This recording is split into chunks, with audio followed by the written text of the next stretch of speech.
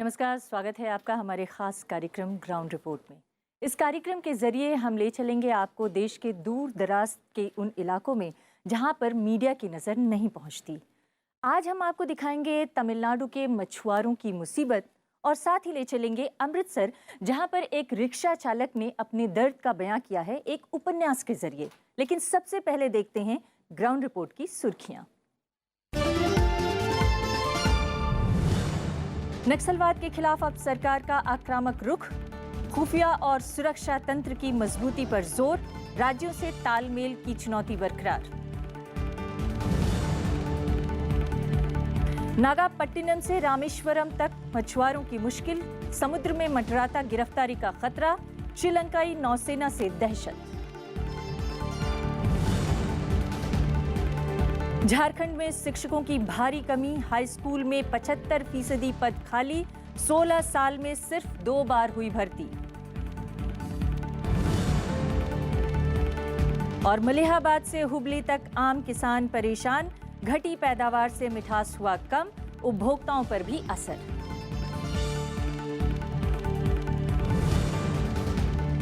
केंद्र सरकार अब नक्सलवाद से लड़ने के लिए आक्रामक रुख अपनाना चाहती है और इसके लिए उसने खुफिया तंत्र और सुरक्षा तंत्र को मजबूत बनाने पर जोर दिया है ताकि माओवादियों को परास्त किया जा सके। लेकिन इसका दूसरा पहलू ये है कि पहले से चली आ रही व्यवस्था, जिसमें सामाजिक आर्थिक पहलू को दुरुस्त कर माओवाद को और नक्सलवाद को कम करने की कोशिश की जाती थी, अब वो बदलने की कगार पर है।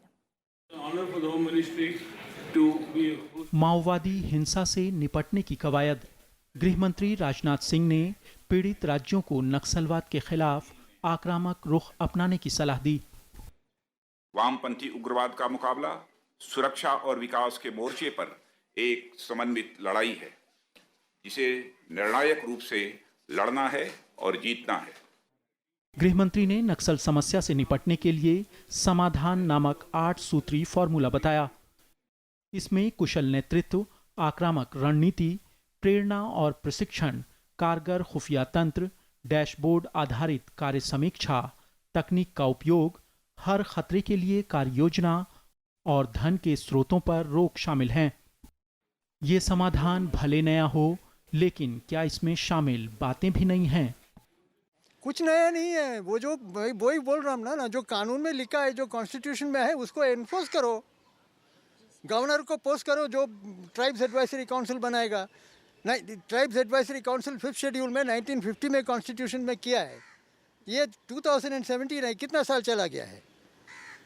वो इम्प्लीमेंट करना है बस। केंद्र सरकार में भी नाम के वास्ते उन्होंने ये इंटीग्रेटेड एक्शन प्लान बनाया और BRGF बनाया, पर उसमें आप अगर फंडिंग देखें तो कितना फंडिंग डेवलपमेंट पर हो रहा है और कितना फंडिंग CRPF और सिक्योरिटी फोर्स भेजने में हो रहा है, और उसमें ज़मीन आसमान का फ़र्क है। सारा तो मिलिट्री एक्सपेंडिचर ही हो रहा है।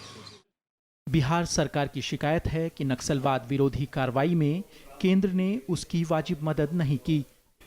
बिहार सरकार ने 5 करोड़ रुपए तक की संपत्ति जब्त करने का अधिकार IG रैंक के अधिकारी को देने की मांग की थी। साथ ही विशेष बुनियादी ढांचा योजना, एकीकृत कार्य योजना, सुरक्षा संबंधी इंतजामों और पुलिस के आधुनिकीकरण के लिए केंद्र से अतिरिक्त धन मांगा था। आरोप है कि केंद्र ने इन मांगों को पूरा नहीं किया। केवल प्रांतीय सरकारों की नहीं, पहली जिम्मेवारी नक्सलवाद से लड़ने की केंद्रीय सरकार की है और मौजूदा सरकार न नक्सलवादियों से न उग्रवादियों से लड़ने में सक्षम है। छत्तीसगढ़ में सुकमा के पास हाल में हमला कर माओवादियों ने बताया है कि नक्सली चुनौती बदस्तूर कायम है। ऐसे हमले नक्सलवाद विरोधी रणनीति की नाकामी जाहिर करते हैं। एक बड़ी मुश्किल केंद्र और राज्यों का एक दूसरे पर जिम्मेदारी टालने का रवैया है।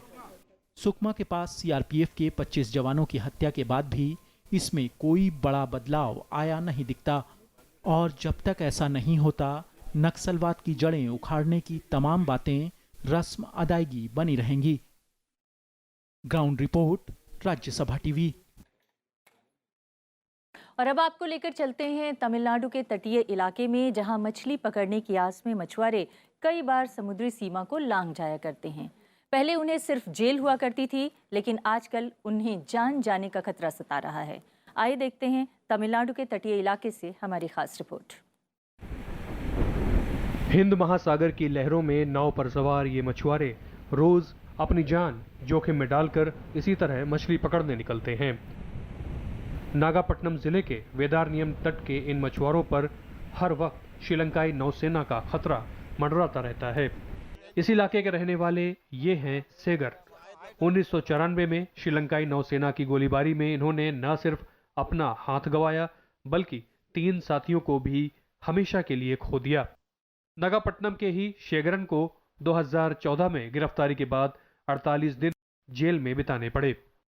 அவங்க போட்லேயே எழுதிட்டு போயிட்டாங்க. வலையெல்லாம் பிடிச்சி வெட்டி எல்லாத்தையும் அள்ளி அள்ளி அரைஞ்சிட்டு போட்டை மட்டும் எழுதிட்டு போயிட்டான். 4 ஆளையும் கட்டி எழுதிட்டு போயிட்டாங்க. ये कहानी इस पूरे दक्षिण पूर्वी तटीय इलाके की है। नागापट्टनम से कन्याकुमारी तक लाखों लोगों की रोजी रोटी समुद्र में मछली पकड़ने से चलती है। श्रीलंका के साथ लगने वाली अंतर्राष्ट्रीय जल सीमा पर भारतीय नौसेना हेलीकॉप्टर से निगरानी करती है, मगर मछुआरों का आरोप है कि श्रीलंकाई कार्रवाई से उन्हें बचाने के लिए अक्सर नौसेना या कोस्ट गार्ड सामने नहीं आते। कुछ मछुआरे तो श्रीलंकाई नौसेना के साथ चीनी नौसैनिकों के भी होने का दावा करते हैं। The Sri Lankan patrolling is coming. 1/3 of the people are Chinese people. 2/3 Sri Lankan, 1/3 Chinese people. They do not. They don't know the Sri Lankan language, Indian language. They don't know. They only know Chinese language. They are not warning them. They are not striking them. They are not shooting. They are shooting. They are Sri Lankan government using Chinese people. दिक्कतें अपनों से भी हैं।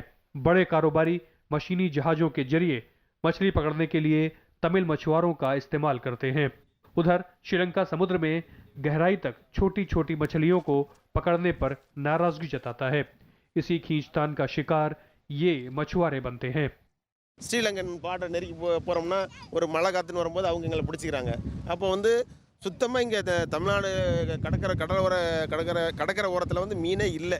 எல்லாத்தையுமே அழித்து எடுத்துட்டாங்க. எல்லாமே இந்த ரெட்டமடி சுருக்குமடிங்கிற மாதிரி ஸ்பீடு என்ஜின் வச்சு எல்லாத்தையுமே அழித்து சுத்தமாக முடிச்சிட்டாங்க। भारत श्रीलंका के बीच मछुआरों की समस्या कई सालों से बनी हुई है।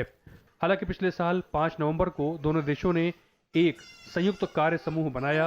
वार्ताएं भी हो रही हैं, लेकिन समाधान पास नहीं दिखता। तमिलनाडु के मछुआरों के सामने अब दोहरी समस्या है। एक ओर जहां बड़ी कंपनियों की मैकेनाइज्ड बोट के जरिए मछली पकड़ने की प्रक्रिया से छोटे मछुआरे प्रभावित हो रहे हैं, तो वहीं तमिलनाडु के ये मछुआरे अब श्रीलंका की नेवी में चीन के बढ़ते दखल से भी परेशान हैं और खासकर उनकी गिरफ्तारी और नावों की जब्ती से उनकी अर्थव्यवस्था और कमजोर होती जा रही है। नागापट्टनम में कैमरामैन जुनैद के साथ पंचानन मिश्रा, ग्राउंड रिपोर्ट के लिए। और इस पूरे मसले पर बातचीत करने के लिए हमारे संवाददाता अखिलेश सुमन इस वक्त हमारे साथ मौजूद हैं। अखिलेश, जिस तरह से हमारी रिपोर्ट में ये बताया गया कि श्रीलंकाई नौसेना में अब चाइनीज़ का दबदबा बढ़ रहा है और श्रीलंका के तमाम तटीय इलाकों में मछुआरों से जो हमारे रिपोर्टर ने बात की उसमें भी उसका खतरा साफ तौर पर देखने को मिला। कितना बड़ा मसला है ये? अमृता, यह बहुत ही संवेदनशील मामला है और काफ़ी खतरनाक स्थिति है अगर ऐसा है। कल मैंने इस बारे में संजय पांडा जो ज्वाइंट सेक्रेटरी हैं जो श्रीलंका के मामले को देखते हैं उनसे मैंने पूछा और उन्होंने इस बात पर हैरानगी जाहिर की कि ऐसी कोई उपस्थिति चीनी सैनिकों की है। उन्होंने कहा कि ऐसा न तो हमारे भारतीय खुफिया एजेंसियों ने कोई रिपोर्ट दी है और न ही कोई ऐसी रिपोर्ट श्रीलंका के तरफ से हमको मिला है। तो यह एक जांच का विषय है और हम संभावना व्यक्त करते हैं कि विदेश मंत्रालय को जब हमने बताया है और हमारी ग्राउंड रिपोर्ट देखकर शायद उनको कुछ ऐसा इनपुट मिले और संभवतः इस बात की जाँच होगी कि क्या सचमुच जो तमिलनाडु ये श्रीलंका के जो नेवी है उस नेवी के साथ चीनी सैनिक आ रहे हैं या नहीं आ रहे हैं। और एक बड़ी जो समस्या यह बात ये हमारी तरफ से भी है कि हम एक ट्रॉलिंग एक मशीन होती है जो पूरे समुद्र के नीचे से मछलियों को खींच कर ले जाती है, उस मशीन को बदलने की बात है और भारत सरकार ने इसके लिए 1500 करोड़ रुपए का इंतजाम किया है ताकि जो मछुआरे हमारे हैं वो ट्रॉलिंग मशीन को छोड़कर एक long line deep sea fishing machine होती है उसमें जाएं ताकि जो श्रीलंका के मछुआरे हैं उनका भी हिस्सा बचा रहे और हमारे मछुआरे भी लाभ उठा सके। तो यह एक ऐसा मामला है जिसके मामले पे भारत संयुक्त कार्य दल के माध्यम से श्रीलंका के साथ बातचीत कर रहा है और अपेक्षा की जाती है कि श्रीलंका के संबंध चूंकि अभी बेहतर स्थिति में हैं तो इसके समाधान के तरीके से और हम इसमें आगे बढ़ेंगे। अमृता जी, बहुत बहुत धन्यवाद अखिलेश। अपेक्षा की जाती है कि इसका समाधान जल्दी निकालने की कोशिश की जाएगी ताकि मछुआरों की ये जो समस्या है वो कुछ सुलझ सके। लेकिन मछुआरों की समस्या सिर्फ श्रीलंकाई सीमा तक सीमित नहीं है। मछुआरों की समस्या पाकिस्तानी सीमा पर भी है, मछुआरों की समस्या बांग्लादेश की भी सीमा पर है। आइए देखते हैं कितनी बड़ी समस्या है और किन किन इलाकों में मछुआरों को इस तरह की समस्या से दो चार होना पड़ता है। तमिलनाडु, गुजरात और पश्चिम बंगाल के मछुआरे 2 वक्त की रोटी के लिए सागर की लहरों में उतरते हैं। दक्षिण पूर्वी तट पर श्रीलंका, पश्चिमी तट पर पाकिस्तान और पूर्वी तट पर बांग्लादेश से भारत की जल सीमा मिलती है।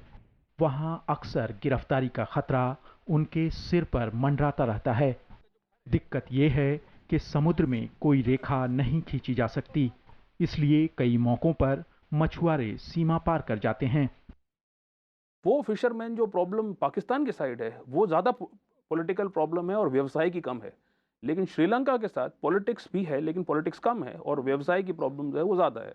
बांग्लादेश के साथ भी हमारी दिक्कत चल रही है, थोड़ी बहुत होती है बांग्लादेश के साथ, लेकिन मैं ये कहूँगा इतनी ज़्यादा उस स्तर पे नहीं है दिक्कत जितनी श्रीलंका और पाकिस्तान के साथ है। पिछले 3 साल में पाकिस्तान, श्रीलंका और बांग्लादेश ने 3,293 भारतीय मछुआरों को रिहा किया। सरकार ने बीते मार्च को राज्यसभा में बताया कि श्रीलंका ने 2014-16 के दौरान 1531 भारतीय मछुआरों को गिरफ्तार किया, जबकि 1753 मछुआरों को रिहा किया।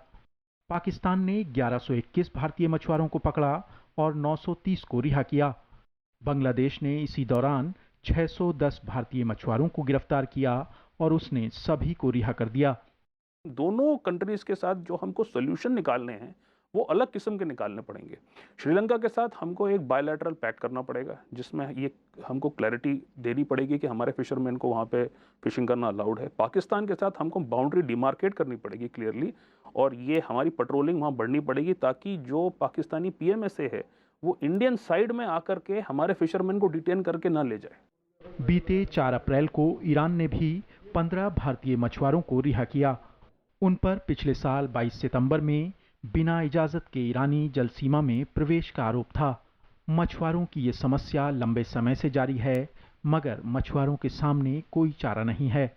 वे आजीविका की तलाश में समुद्र में दूर तक जाते जाते पड़ोसी देशों की जेलों में पहुंच जाते हैं।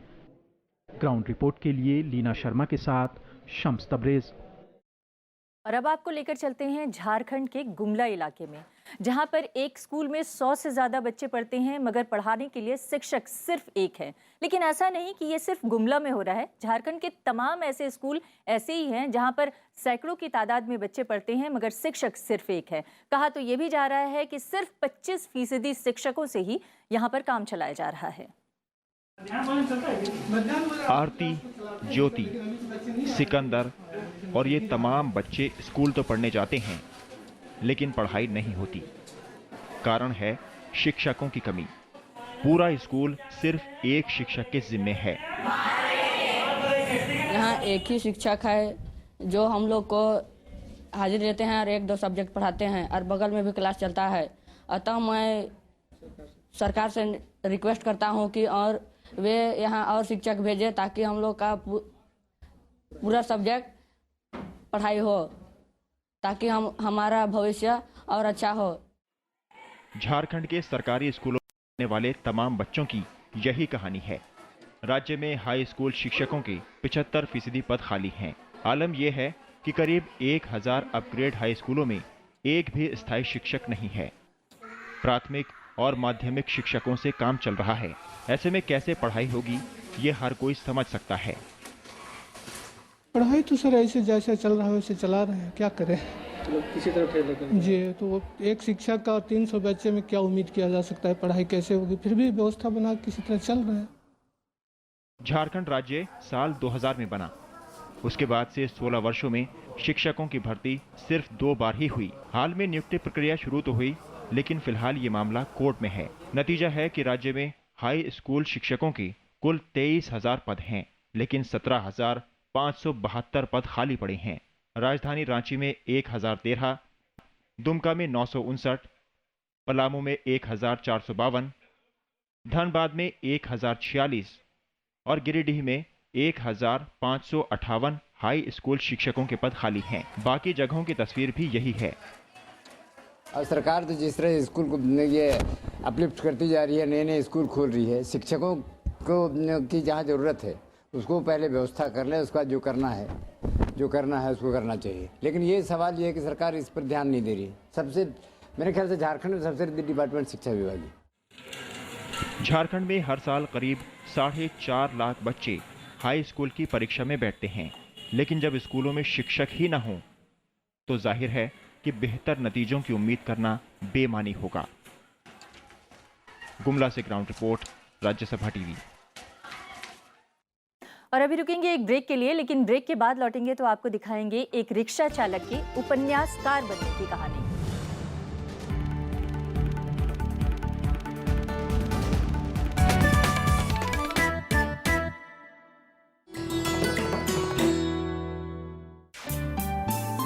सरोजनी नायडू स्वतंत्रता सेनानी, कवयित्री और वक्ता, कांग्रेस की अध्यक्ष निर्वाचित होने वाली पहली भारतीय महिला सरोजनी ने 13 साल की उम्र में रची थी पहली कविता।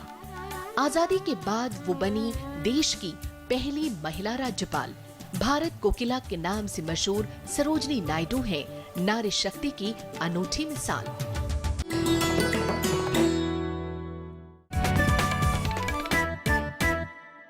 भारत दुनिया भर में आम की पैदावार के लिए जाना जाता है। भारत में सबसे ज़्यादा आम की पैदावार होती है और उत्तर प्रदेश का मलिहाबाद तो आमों की पहचान से ही मशहूर है।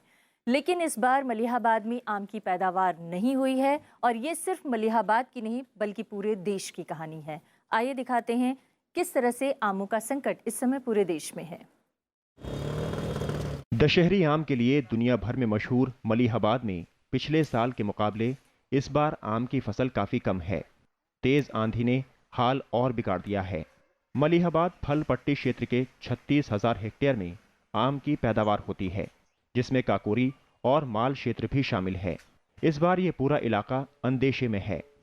लगभग में 70% आम जो है हमारा गिर चुका है और इतना नुकसान हुआ है। ये आम जो है देख रहे हैं आप, ये मंडी भी ले जाने वाला नहीं है। हम लोग तो आम के ऊपर ही निर्भर रहते हैं, जैसे कि साल भर भी यही है कि साल भर में आम आता है तो उसी को देखा जाता है कि कुछ ना कुछ होगा, भला होगा हमारा लोग। तो क्या है, अब जो भी है भगवान साहब भरोसे है। फसल की कमी से आम का कारोबार भी मंदा है। उत्तर कर्नाटक का हुबली आम का मुख्य बाजार है, जहां हापुस, पायरी और मालगोबा जैसी आम की बेहतरीन नस्लें पैदा होती हैं।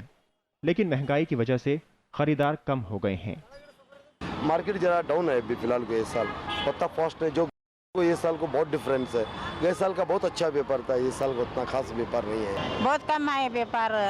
रेटा देके तो हमें महंगे लगाते हैं, यहाँ दुनिया सस्ते पूछते हैं। बहुत महंगे माला है ये। इतना क्या खास नहीं है, लेकिन फिर भी रेट बहुत ज्यादा है। ऐसे महंगे में खाने का कैसा हो। भारत में आम का मौसम मार्च से जुलाई के आखिर तक होता है। दुनिया के कुल उत्पादन का 60% से ज्यादा आम भारत में पैदा होता है। विदेशों में भारतीय आम की मांग भी है। 2016-17 में भारत ने करीब 46,000 टन आम का निर्यात किया था। इस साल ये 50,000 टन के आंकड़े को पार कर सकता है। लेकिन फिलहाल आम बागवान और कारोबारी आशंकाओं से घिरे हैं। मलिहाबाद और हुबली से ग्राउंड रिपोर्ट, राज्यसभा टीवी। फलों को पकाने का सबसे सुरक्षित और आधुनिक तरीका माना जाता है राइपनिंग सिस्टम। लेकिन जिस तरह के राइपनिंग सिस्टम की ज़रूरत पूरे देश में है वो मौजूद नहीं है और इसका सबसे बड़ा खामियाजा विजयवाड़ा के आम उत्पादकों को उठाना पड़ रहा है। वहां पर राइपनिंग सिस्टम की, राइपनिंग तकनीक की भारी कमी महसूस की जा रही है, जिसकी वजह से आम उत्पादक परेशान हैं और विक्रेता भी परेशान हैं। आंध्र प्रदेश के विजयवाड़ा फल बाजार में आम आ चुके हैं, मगर आम पकाने के लिए केमिकल और कैल्शियम कार्बाइड के इस्तेमाल पर पाबंदी है। इसे लेकर किसान परेशान हैं। सरकारी नियम है कि राइपनिंग चैम्बर्स में ही आम पकाए जाएं, लेकिन किसानों की शिकायत है कि ऐसे चैम्बर्स जरूरत के मुकाबले बहुत कम हैं। कृष्णा जिले में महज 2 राइपनिंग चैम्बर्स हैं, जहां ज्यादा से ज्यादा रोजाना 30 से 40 टन ही आम पक सकते हैं। राइपनिंग चैम्बर से पकाओ बोल के बोल रहे, लेकिन राइपनिंग चैम्बर हाई कितने और गवर्नमेंट प्रोवाइड कितने कर रहे। फूड सेफ्टी वाले आके बोलते कि ये मत डालना, वो मत डालना, और क्या डालना हमारे को नहीं मालूम। वो अगर हार्टिकल्चर डिपार्टमेंट से पूछो, हार्टिकल्चर डिपार्टमेंट एथिलीन स्प्रे इस्तेमाल कर सकते हैं बोल के वो बोलते। ये लोग बोलते वो भी नहीं इस्तेमाल करना बोल के बोलते। और कौन सा इस्तेमाल करना है। कारोबारियों और किसानों की दलील है कि पेड़ पर पके फलों को ज्यादा दिन तक सुरक्षित नहीं रखा जा सकता। ऐसे में फलों को पकाने के लिए कैल्शियम कार्बाइड की एक पुड़िया आमों के ढेर में रख दी जाती है। इससे निकलने वाली एसिटिलीन गैस गर्मी पैदा करके फलों को पकाती है, लेकिन ये सेहत के लिए बेहद खतरनाक है। जानकारों के मुताबिक इससे पके आम खाने से नर्वस सिस्टम खराब होने से लेकर कैंसर जैसी बीमारी हो सकती है।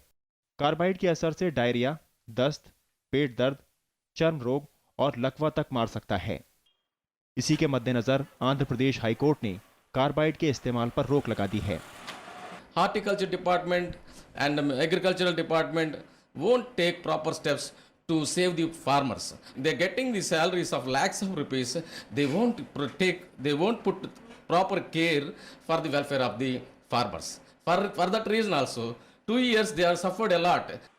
केंद्र सरकार ने भी prevention of food alteration act के तहत फलों को पकाने के लिए कार्बाइड के इस्तेमाल पर रोक लगा रखी है। बावजूद इसके पूरे देश में ये काम जारी है। साफ तौर पर ये रोक तभी कामयाब हो सकती है जब किसानों को जरूरी सुविधाएं मुहैया कराई जाएं। आंध्र प्रदेश के विजयवाड़ा से ग्राउंड रिपोर्ट, राज्यसभा टीवी। और अब एक नजर इतिहास के पन्नों पर। भारतीय संसद ने मई 1955 में एक युगांतकारी कदम उठाया। तब बने हिंदू विवाह अधिनियम 1955 से यह धारणा अतीत की बात बन गई कि शादी जीवन भर का बंधन है। अब प्रावधान हुआ कि पति पत्नी में सामंजस्य नहीं है तो वो कानूनी तरीके से अलग हो सकते हैं। एक से अधिक विवाह को गैर कानूनी घोषित किया गया और अंतरजातीय विवाहों को मान्यता मिली। इन व्यवस्थाओं के साथ ही हिंदुओं के वैवाहिक संबंध की बिल्कुल नई और प्रगतिशील परिपाटी चलन में आई। अमृतसर के राजवीर सिंह इन दिनों चर्चा में हैं। किताब लिखकर उन्होंने खूब शोहरत बटोरी है। उन्होंने किताब रिक्शा चालकों की जिंदगी पर लिखी है, जिसकी भरपूर बिक्री हो रही है। आइए देखते हैं अमृतसर से हमारी ये रिपोर्ट। कहते हैं हर इंसान में कोई ना कोई हुनर छिपा होता है, बस जरूरत है उसे तलाशने की। ऐसे ही एक शख्स हैं अमृतसर के छरहाटा के रहने वाले राजवीर सिंह। राजवीर यूं तो रिक्शा चलाते हैं, लेकिन मेहनत, लगन और जज्बे की वजह से वो लेखक बन गए हैं। दिन भर रिक्शा चलाने के बावजूद राजवीर ने पंजाबी में एक किताब लिखी, रिक्शे पर चलती जिंदगी। इस किताब की अब तक 400 कॉपियां बिक चुकी हैं। रिक्शे वाले को समाज में अच्छा इंसान नहीं समझा जाता, उसका ना कोई सम्मान किया जाता है, उसकी मेहनत भी नहीं पूरी दी जाती और तरह तरह के लोग तरह तरह की बातें करते हैं और ये नहीं होना चाहिए। मेरा मकसद ये है कि उन लोगों की भी समाज में कोई इज्जत है, उनका भी कोई सम्मान है, उनको सम्मान से बढ़ाइए और उनकी पूरी मेहनत और समय सिर दीजिए। यही मकसद है किताब का। राजवीर ने इस किताब में रिक्शे पर बीती जिंदगी का सफर बयां किया है। कम पढ़े लिखे होने के बावजूद वो मेहनत कर अपने लिए सम्मान से जीने की चाहत रखते हैं। किताब से मिलने वाले पैसे से वो जरूरतमंद लोगों की मदद करते हैं।